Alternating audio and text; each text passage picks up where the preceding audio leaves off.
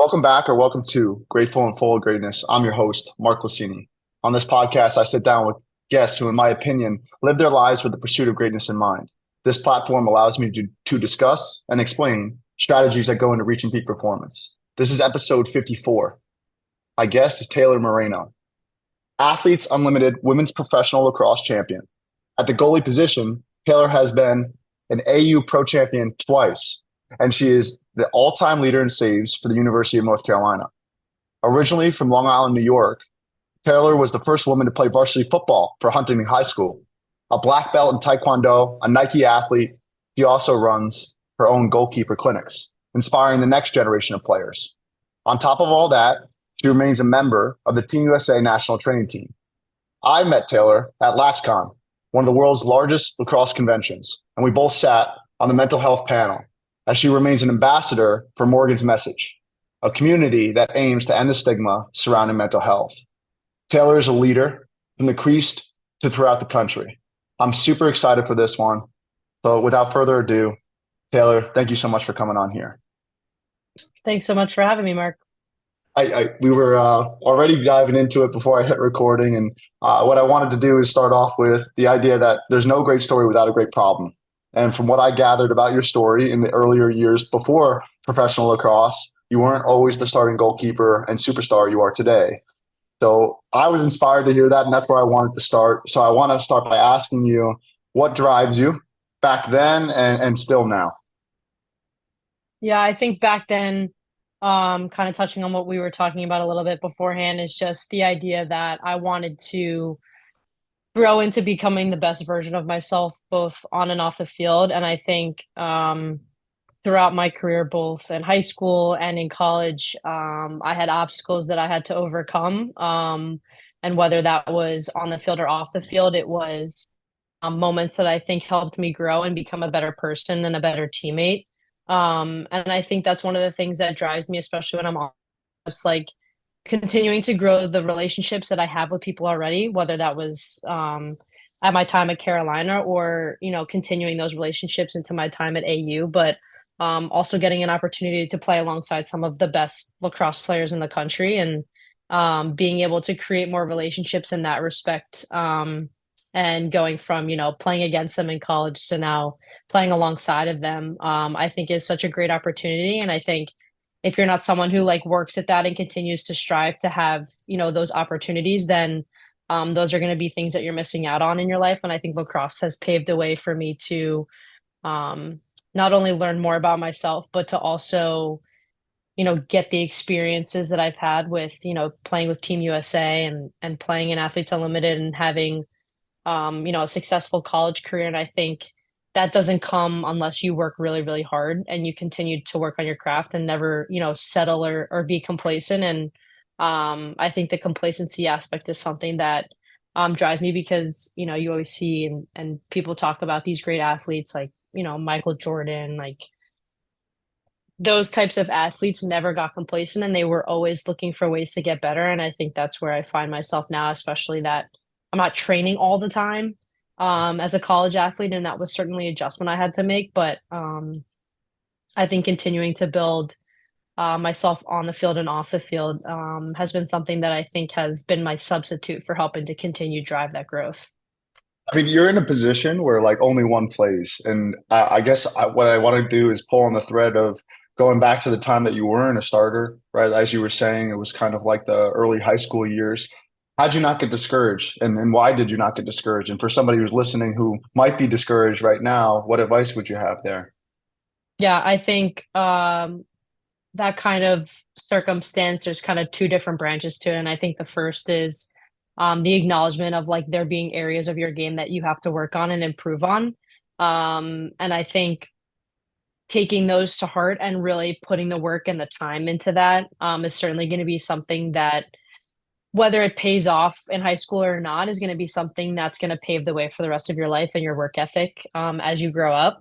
And then the other side of it is sometimes just the uncontrollables. It's just going to be factors that go on that you personally don't have any control over. And at the end of the day, you just have to kind of roll with the punches. And I think the situation that I was in high school, it just was a matter of It certainly was a struggle when I was a freshman and sophomore, right? I was really, really young. I didn't understand why I wasn't playing, but I also did my best to try to figure out what maybe those things were on the field that I could work on and hopefully see myself, playing a little bit more. And when those um, efforts fell short or they just weren't necessarily paying off, I had to kind of take a step back and like reevaluate what my role was and understand that like, hey, maybe it's not necessarily making an impact on the field in a game, but maybe it's making that impact in practice with your teammates, right? Being a really, really good goalie and making your offensive teammates better.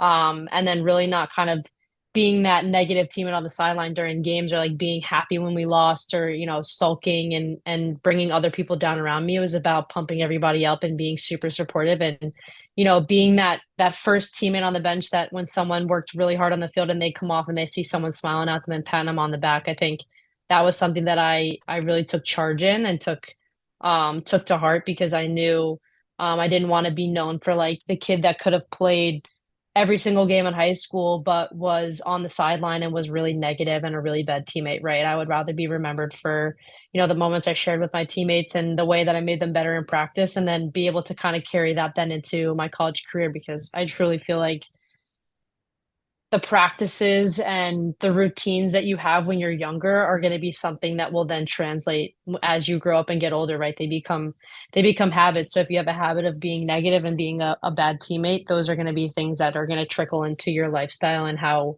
you kind of operate when you get to the college level. And the biggest thing is colleges are so much faster than high school is, and working through those moments and um those changes were are huge. And I think my experience not playing in high school was certainly something that helped set me up and set up my work ethic for college. I will say in the intro, I said you're a leader, and I wasn't saying it tongue in cheek. I think all leaders have the capacity to meet people where they're at, right? So when you're actually working with people who are not playing, you can speak to it like legitimately, not just like have sympathy for them, but can really empathize with them. And we met for a few minutes during LaxCon, and I could tell that you had that sort of humility and that teammateship that you were talking about, and to have both is really impressive. And I think that's why I was dying to have you on here. Like grateful and full of greatness, you have both. You've been really grateful from where you came from, and always been striving and never lost that. That's why I started with what drives you. I guess where I would go next is biggest influences.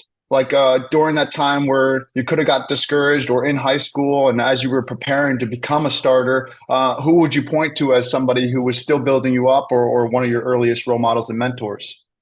Yeah, I think he was my coach for, my town team when I was, little tyke. And then he was my club coach through that entire process and was a huge, huge role model in my life was my coach, Bobby Simone.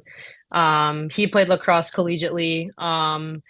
He was actually the person who like really kind of pushed me into playing the position of goalie from the start. He was always the guy that was there warming me up and obviously feeding me positivity. And as I was learning the position, he was kind of helping me out too when I was younger. And then I think to have that consistency and having him always there, like through all of that, and then through club and through high school was, I think certainly someone and something that helped continue to drive like my love for the game. He always reminded me like how far I've come, how much I've grown, and just like would continue to reemphasize like how good I am and how the potential that I have, just from him working with me and obviously being that young and all that stuff. I'm like, I feel like I'm not good enough. I feel like I need to get better at what I'm doing, and I think him continuing to reemphasize the positive side of it, regardless of whether I was playing or I wasn't. He was always someone who was helping me get better. And obviously followed me through my entire college career. And he was just always there. And it was just such a nice um, way to kind of get taken under someone's wing who like has been there. He's played at the collegiate level. He's had that experience. But he also was able to like push us, not only myself, but my teammates out of our comfort zone. And I think that's something where you really get challenged, and that's where you really kind of test yourself and have the ability to grow more. And so I was super grateful to have him in my life and to obviously have the experiences I had with him. And he certainly was someone who motivated me college, and through a lot of my pro career too. I'm reading this book right now, and it was by a leading therapist in the UK named Marissa Peer. And I came onto her work. It's called "Tell Yourself a Better Lie." And what she was pointing out is that people can't stand not feeling significant, worthy, or enough. And she actually started something called "I Am Enough" movement, and she made these bracelets, and I really loved it. And she was talking about the power of praise versus criticism, and how criticism is just so easy to do, and how you can make a habit of self praise. But I bring that all the way to Bob because, he probably could have killed your desire at the position by really like saying, you're right, maybe this isn't for you, and really like critique you all the way. But that kind of like osmosis of belief that he had in you really kept you afloat and uplifted. I do want to go into the goalkeeping position, right? I think from what I understand in sports psychology and mental toughness, it's really coming down to time between tasks, right? So at the draw position and the goalie position, there's a lot of time to think, right? So I mean, the goalie position is really, really hard as you came into being a starter, because it's not how great the opportunity is, it's how great you are to the opportunity. How were you able to handle the pressure of the position when you were the starter late in your high school career and then moving on as the game got faster and faster?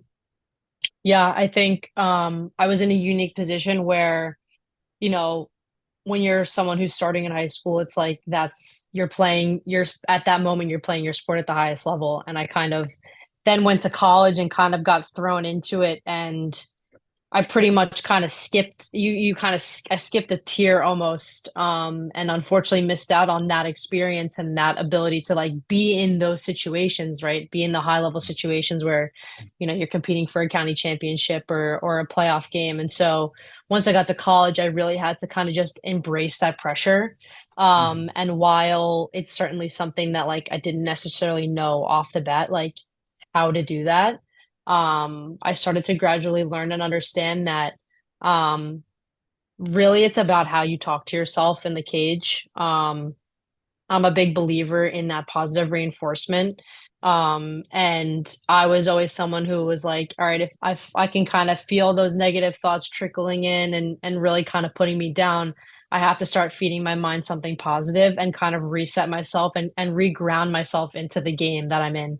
And one of those things was, you know, if I ever found myself struggling, I was always giving myself the permission to acknowledge, like, hey, I might not be having my best game today, or, that last one that went in, like, I probably should have had that. And I probably know that my teammates right now are like, we just played such good defense and like you just let that one in. Like, I think, I think having the ability to like be in the moment and acknowledge those, okay, now I can move on from it. It's been acknowledged. It's not lingering anymore. Like we can now reset ourselves and move on to the next play and the next moment, instead of harping on the past.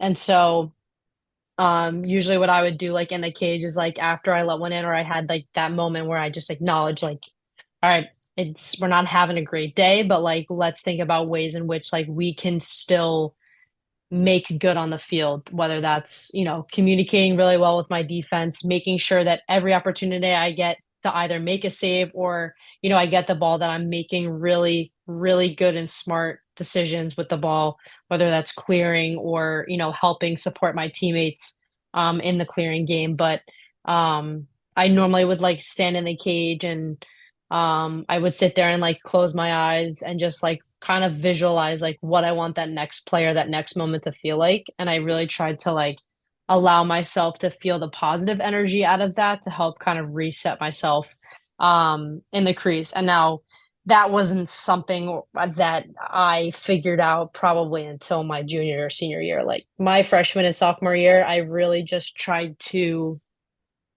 be a student of the game and a student of my position because, while I was recruited by the University of North Carolina, right? When I got there my freshman year, like I got to work in terms of, working with my goalie coach as to changing my form, changing my technique, and changing certain things about my game that was going to help cater it to the speed and pace of the college game. So, While I didn't have too much time to really think about those moments, so I didn't play my freshman year in college because obviously there was seniority and we had a very experienced and solidified goalkeeper there in Kaylee Waters, who was, national goalkeeper of the year, won a national championship. Like, those are the moments where you're like, hey, like she's legit. She is the best at what she does. And like that is something that I want to aspire to. But then also you have your own hurdles too. Like I tore my ACL my senior year of high school, and I ended up having to go through a second surgery on the same knee like my freshman year. So I was out for the entire year. But I almost look at that as a blessing because it gave me the opportunity to really learn and study the game, before I kind of got thrown into it. But I was able to kind of take all of the knowledge and all of um, that freshman experience to like take that into growing and I think maturing a lot more come my sophomore year. So um, I definitely think it was a huge adjustment period for me. I wouldn't say like I just like showed up there and like stepped in the cage and it was like, boom, you're the starter. Like I had to put in a lot of work and I had to go through a lot of other obstacles to get there. But it was about being coachable and being flexible and, um, understanding that like if you try to fight a system, certainly in an athletic standpoint, like sometimes you end up only hurting yourself because you're kind of, um I guess, being resistant to the people and the support that are there to try to help you. And now I'm not saying that that's always the case, but I certainly think that um it helped in my flexibility, in my like mental flexibility in the cage, by having that moment, and those experiences. What a cool idea. Mental flexibility. And I'm sorry, Taylor, but you just gave a masterclass on sports psychology. And if you'll allow me, um, we feel certain things because of two reasons, and that's the pictures we make in our head and the words we say to ourselves. And you said it always comes back to self-talk for you, and then I visualize myself making the next save, and that's how you stay in the moment. And then using Marissa Peer one more time, she says triple A, right? Aware, accept, acknowledge, or address, right? Or articulate it out loud. And if you're able to do those things, you could stay in the moment, right? And I don't know if somebody taught you that or you found that through just your experience, but that literally is how you stay present, because you can allow the picture to get really, really negative. And oh, if I got shelled there, I'm probably going to get shelled again. And we really get deflated by the harsh, critical words that we say to ourselves. Right. So the fact that you're able to reaffirm yourself and say, okay, the next one, that, like I said, it's just an absolute masterclass. And when you said study the game and work, I wanted to double click on that, if you'll allow me, and say, you brought up work ethic and hard work and studying the game.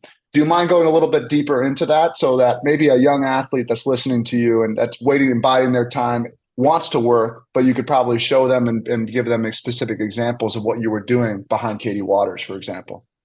Yeah, the biggest thing for me was when I was younger, like my freshman sophomore year of college, it was really about learning the pace of the game and really adjusting to that aspect. The game was so much faster. The girls are so much bigger. They're shooting faster. They're shooting harder, more accurately. So it was really about changing my game to focus on my hand-eye coordination and like being really, really good at reading the ball.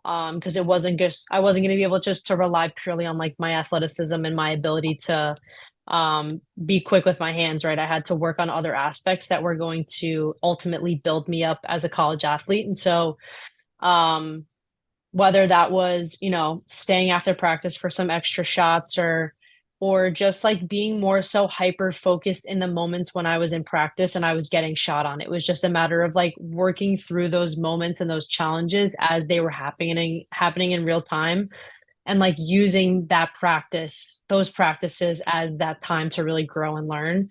And then as I got older and obviously I started playing more, um, you know, a lot of colleges, they watch film, and I was never someone who wanted to drown myself in film, but I certainly was someone who wanted to understand, um, not necessarily shooters' tendencies, but I wanted to be able to recognize like on certain teams, like their top players, what do they look like when they're about to shoot? What is the moment before? Like, what do they look like on the field, like before they're about to go to goal, or just understanding those aspects rather than like trying to study like where they shoot every single time. So I think those were things that I started to kind of develop and emphasize more through my college career as I got older because I understood like, I was fortunate enough that I had probably one of the best defensive lines playing in front of me, like Emma Trenchard, Caroline Wakefield, Emily Knowles, like all those guys. Like our 2022 national championship defensive unit was rock solid, and understanding that I had those guys in front of me was my opportunity to work a little bit more on myself, and to really get myself and my play to a whole new level. And I think that was certainly something I would focus on in terms of just like I had mentioned, like watching film and all that stuff, but working on my patience and all and any kind of drill that we would do in practice. I mean, I was fortunate to have Phil Barnes as a goalie coach where we were dedicating 30 to 40 minutes of practice time in the beginning to like goalie oriented drills and scout shooting and all that stuff. So I understand that there are college programs out there who don't have goalie coaches or don't get that dedicated time for their goalies to really get a proper warm up or get proper scout shooting or anything to that nature. But I think then in those cases, it's just about, showing up a couple of minutes early to like really get in, whether it's, your own hand eye coordination work or your own footwork or all that stuff. And then like maybe staying after with a teammate or two just to get a couple of extra shots, just so that you can walk off the field like feeling good about what you produced on the field.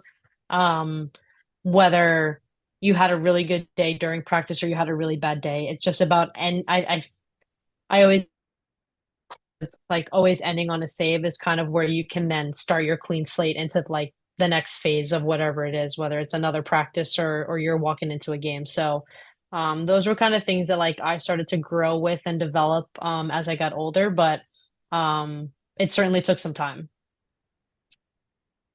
I don't be upset from the results you didn't get from the work you didn't do. I think there's like five or six things inside that answer: being coachable, showing up early, not drowning in the film but understanding it. There's a neuroscientist, Dr. Misa Jha, who says that focus is a choice, refocus is a skill. And I love how you said you stayed hyper focused throughout the entire practice, right? Really working on your concentration because that is a skill that can be trained. In the last two answers that you said, right, you can train your body, you can train your mind, you can train your craft. I love how you're outworking your self doubt and you're not only believing in yourself all throughout the entire story of your life, but you're also generating evidence behind it, right? And making sure you're working on these little details to have the belief, but also generate the evidence behind it. I pulled out like the moment before. I love how you said that in terms of the film that you were watching, the moment before they shoot and things like that. I kind of want to talk about the moment before and the after for you, right? So we talked a little bit about being in between the pipes and how to be engaged. Could you talk a little bit about your preparation off the field? I'm sure lacrosse is a very big part of your life. I would love to know how much a big part of your life. You're probably thinking about lacrosse or promoting lacrosse or coaching lacrosse a lot. But what's it like off the field, and how do you maintain not getting drained out from too much lacrosse? Yeah, I think every goalie is different. Every goalie needs a different, whether it's, rep count when they're in practice or they need a different kind of mental warm up before a game or before practice or before any training session that they go to. And I think that's what's so unique about the position in the sport is that everyone's different, and everyone operates differently. But for me, while I was in college, a big preparatory thing that I would kind of do is I wanted to be in a headspace immediately before a game where I wasn't thinking about lacrosse. So like I took, we walk into the locker room, I'd get myself dressed, I'd do my stretching routines, and then I really just enjoyed sitting at my locker with my music. I could sit back and observe all the things that were going on, but the only thing I was hearing was my music and just being um able to like allow my mind to drift off because for those next 60 minutes, that brain of mine was going to be so hyper focused on what was in front of me. And so I think allowing myself to have that release beforehand was something that allowed me to just be super focused. It was almost like if you think of like your mental tank at 100%, and you wake up in the morning, you're thinking about the game, you're with your teammates, your tank's at about like 80% now. And it was like I utilized that moment in the locker room. And I would plan accordingly too, in terms of getting to the locker room early where I had enough time to sit down and just like relax versus feeling super rushed to get all my stuff on and like and line up with the team and all that stuff and get stretched and whatnot. So I made sure I had my routine, and even if I had to deviate from my routine in some respect, I didn't allow it to ruin how I felt going into the game. Um but yeah, it was about utilizing that 15-20 minutes to refill that mental tank to 100% to be able to walk onto the field and use that full 100% that I had to give on that day. So I think finding different things, whether you're in high school or in college, where you can have that moment to really allow your mind to just escape reality for a second, to then allow yourself to be hyper focused in the moments when you need to be, um, was something that positively impacted my career. I mean, 2022, we played a national championship against we played a Final Four game against Northwestern, and we were losing 14-3 at one point. And I'm like, wow, my college career is about to end in a blowout in a Final Four. And I was playing horribly. We collectively as a team were playing scared. And we actually got a weather delay, so we had an opportunity to kind of go into the locker room and like we had talked about before, acknowledge like what our actual fears were and like what our actual mentality was going into the game. And a lot of people got up and spoke, and while that field and it did not go the way that we wanted it, we were still getting blown out. It gave us kind of that newfound desire to be like, hey, like we can turn this around. It wasn't like we walked on the field and got scored on. We're like, all right, that's it, game's over. Like we continued to fight and we continued to push. And I mean, I got pulled in the third quarter. I'm like, all right, we're losing by a lot. There's like what 18 minutes left in the game. I'm getting pulled off the field. I'm a sixth year. I'm basically gonna end my college career on the sideline. Like I was panicking, and I walked off the field and Phil Barnes came right up to me and he was like, "You're gonna go back in." He's like, "You need to just take a second, take a breath, resettle yourself, and then we're gonna put you back in."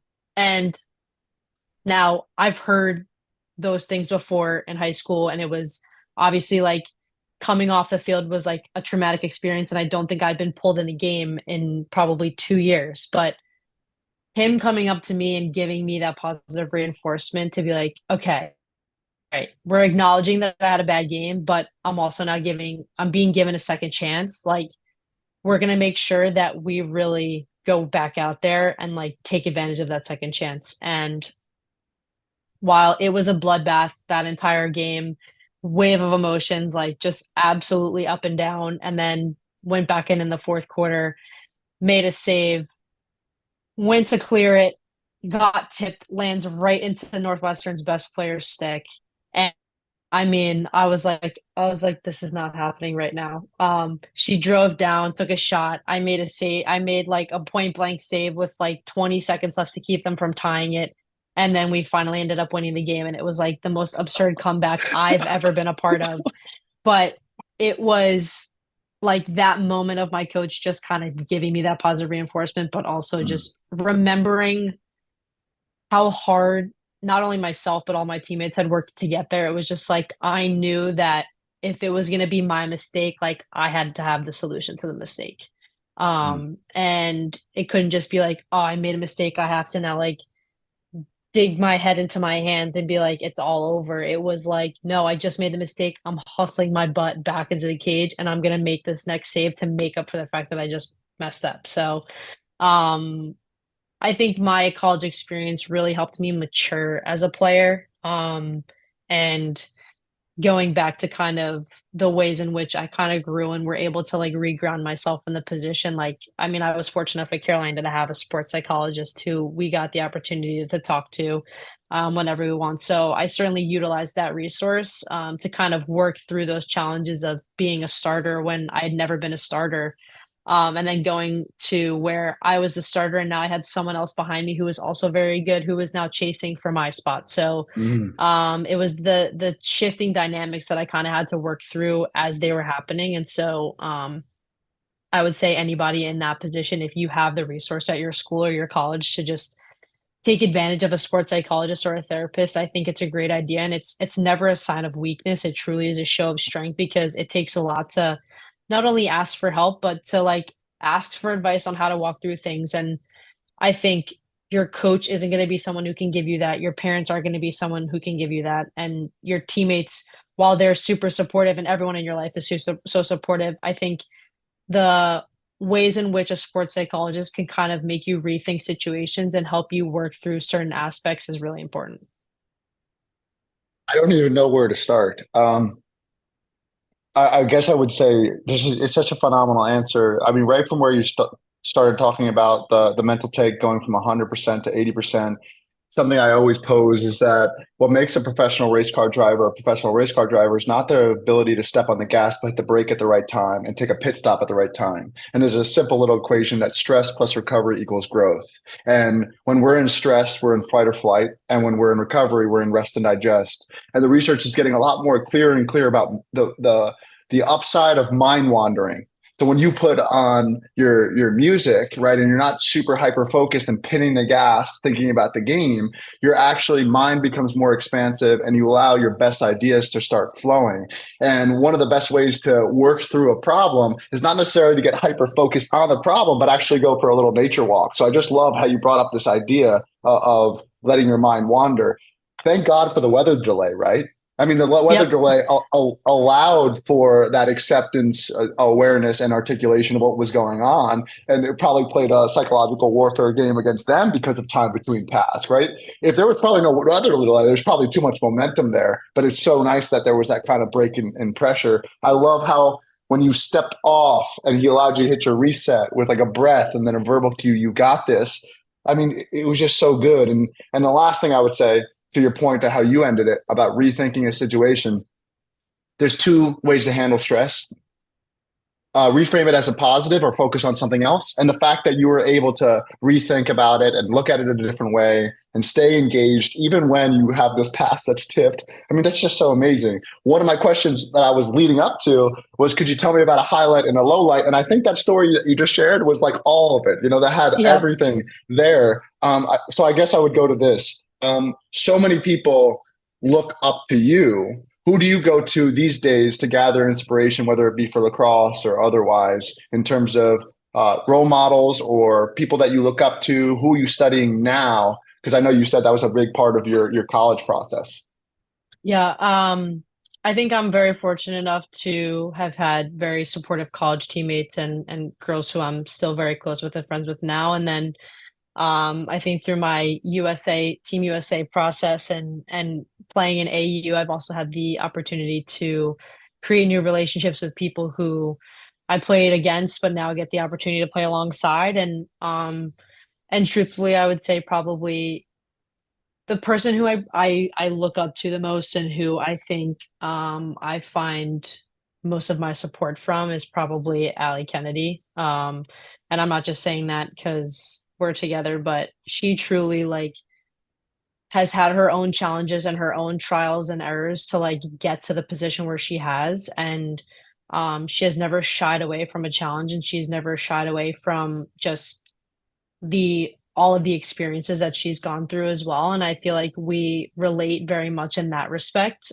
We've obviously had two very different journeys, but we both worked extremely hard to get to where we are. And I think, um, being on the field and whether it's, playing against her or playing on the same team, especially in the pro league now, it's like watching how someone could be the best that they like the best at their position in the college game, but then to do it at a pro level and then continuously get better. It's like I want to be someone who doesn't just like plateau at the pro level and just and more so stays like I'm obviously being a goalkeeper, you want to be consistent, but like in terms of my performances, I don't want there to just be like, all right, I kind of just like flatlined here. Like I want to continue to up my game and continue to play at, you know, a higher level than I did the year prior. And I think she just does such an amazing job. It was like she was unreal in college and then to show up in the pro league and like continue to just make a name for herself and get better and better and have people be like I knew you were fast, but I didn't know you were that fast. Like it's just like absolutely absurd to kind of watch from both, being on the field and off the field. So I certainly look up to her work ethic and I look up to how much she's committed to the sport. And it's something that I want to continue to carry. And I think my perspective on the sport and my own personal work ethic has certainly changed for the better as I've got to spend a lot more time with her. Absolute goal. And whether you to answer this with Ali or yourself, I wanted to ask you about longevity, right? And Ali went from here and went to another level. You're talking about not just plateauing, but adding something else to your repertoire. You've given gold in terms of like work ethic and commitment. How do you see yourself taking yourself to another level? I mean, you won champion, then you won it again. Like, what would you point to now? Maybe that's a little bit different than your earlier years, college to a young pro. How are you going to get to that next summit now, or where does your longevity come from? Yeah, I think for me, a dream of mine is to always be to play in a world championship with Team USA. And that is certainly something that I still aspire to and I still want to be a part of. And now we're in a position where lacrosse is going to be in the Olympics in 2028. And I certainly want to be a part of that team. And I certainly want to participate and be a part of that. And so those are goals that I aspire to that are keeping me driven through this entire process. And I think we're fortunate now where women's lacrosse has started to grow a lot more, where we have different opportunities to play throughout the year. And I think for me, it's about taking advantage of every single one of those opportunities, and then just absolutely doing them to the best of my ability. And obviously continuing to find the time to train and prepare for those opportunities as well. So I think challenging myself in that respect to like really work on, balancing a 9 to 5 remote job, but also squeezing in time to train and get shots and still continue to work at my craft. So I think that's certainly a lifestyle that's keeping me, in the sport of lacrosse at the highest level that I could possibly play it at. And so, when maybe the moment comes where, I don't know, there's not many more teams to kind of have that goal of being a part of, that may be where, depending on if it's 2028, like at that point I'll be almost 30. So, I don't know. I definitely want to play for as long as my body will let me play. And that's about taking care of it now and continuing to work through those moments and not just like doing nothing and then showing up on the field and playing, right? I don't think that that's a good use of the time and the moments that you have, especially as you get older and you're not in college anymore, those opportunities start to dwindle a little more. So it's just about taking advantage of when they do come across your desk a little bit. So yeah, I think those are going to be certainly aspects and goals that I have that are going to continue to keep me driven to try to achieve another level of play. A human being is activated by either avoidance of pain or seeking of pleasure. And there's this idea that a fuzzy future has little pull power. And I totally understand this whole 2028 World Championship that's pulling you. If you'll allow me to be, grave or serious for one more question, it would be, yeah, taking care of the body for sure. Meeting you at LaxCon and mental health panel and Morgan's message. And I just want to ask a question about taking care of the mind. So whether there's a story that comes with it about a low point or anything, I'll definitely ask if you could pull that out, but don't feel like you need to. I just feel as if for someone that's listening, right, they can really relate and resonate with your lows way more than they could resonate being AU champion. So I guess, how do you go about taking care of your mind? How would you explain that? And maybe if you allow me, how does that connect to your love and ambassador with Morgan's message? Yeah, I think I really got introduced more so to Morgan's message probably my fifth or sixth year of college at Carolina. And now that was at a point in my career where I would say that I had mentally matured a lot more as not only a player, but as a teammate. And prior to that, I'd say probably my junior year was that conflicting moment where I was like, okay, I'm now in a position where I'm starting, but I'm also now competing to keep my spot. And the pressure of that circumstance was something that trickled into um, my mentality and my attitude on the field during games. And it was not a good one. I was very like hot-headed, emotional when I played. I would get super upset or frustrated, like, if we had a little bit of a breakdown on defense, like I inappropriately like would slam my stick and like all that stuff. And um I think I had this realization that like as we were sitting there like watching film and reruns of like our defensive stuff during games, and I'm like, wow, like this is embarrassing, like watching these film clips. Like I know like I look really bad.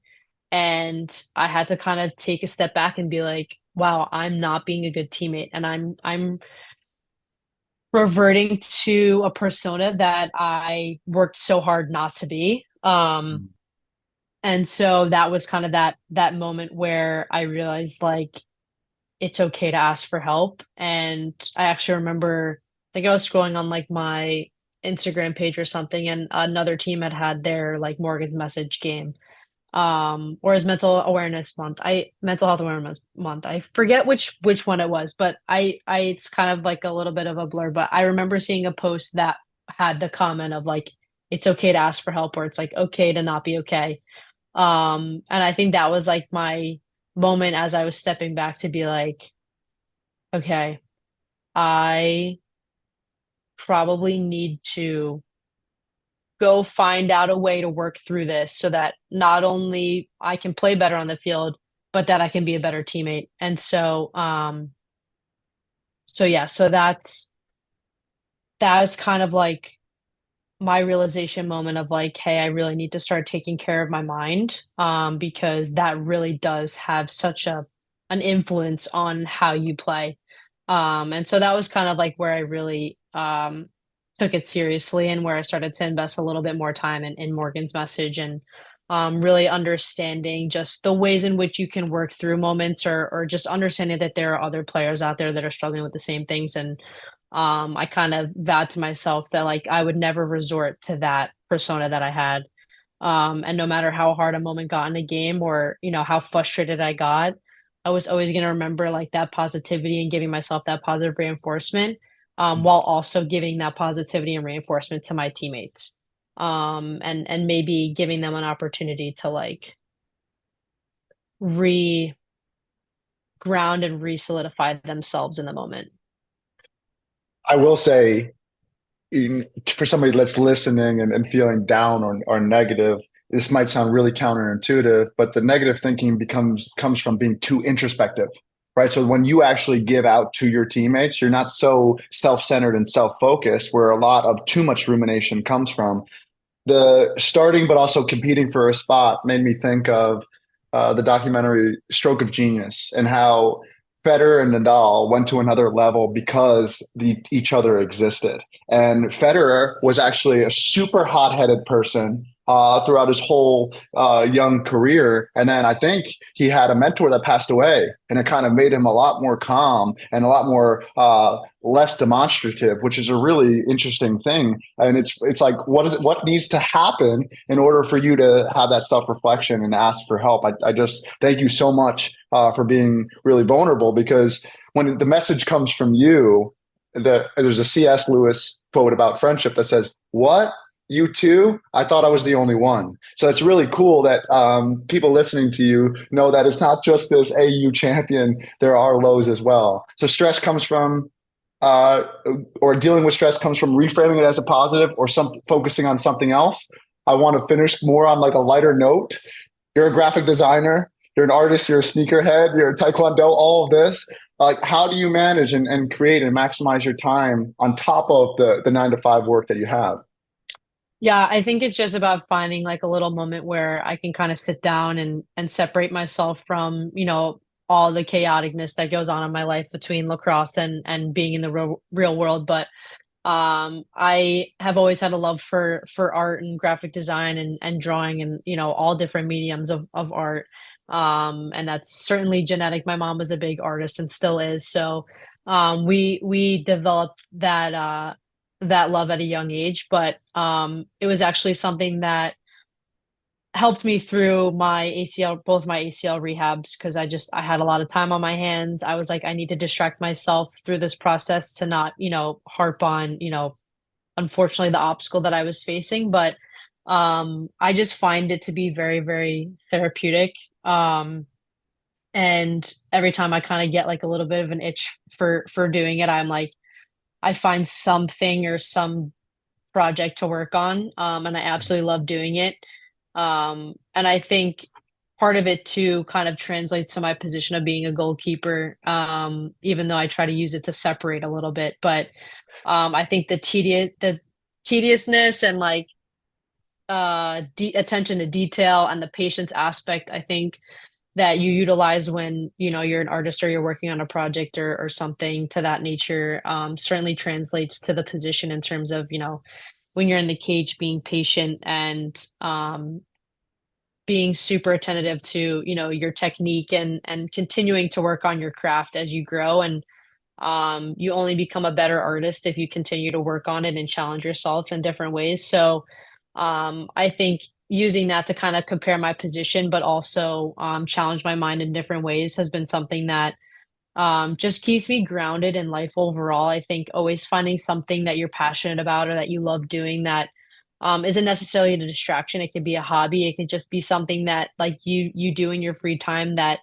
whether you're utilizing different parts of your brain or it's just challenging your body in a different way, I think is always great. And I think it's a great thing for athletes too to kind of uh reinforce that you're not just an athlete and like I am like lacrosse is not the only thing that I am. Like I have all of these other things that I'm good at that other people know me for.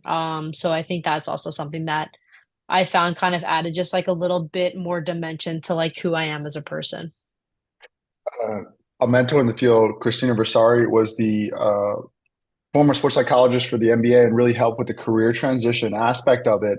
And the research is kind of really scary. Of the big five sport, on average, it takes 8 years to transition, and most never do. And the reason is too narrow of an identity. Right. So the fact that you're working on this artist side of you and you have this work side of you, I actually thought about this a lot because the sport of lacrosse is really growing. And when it gets to this place where it is just like other sports, there is downside to that because then everything is lacrosse, right? And how do you find those outlets like you have?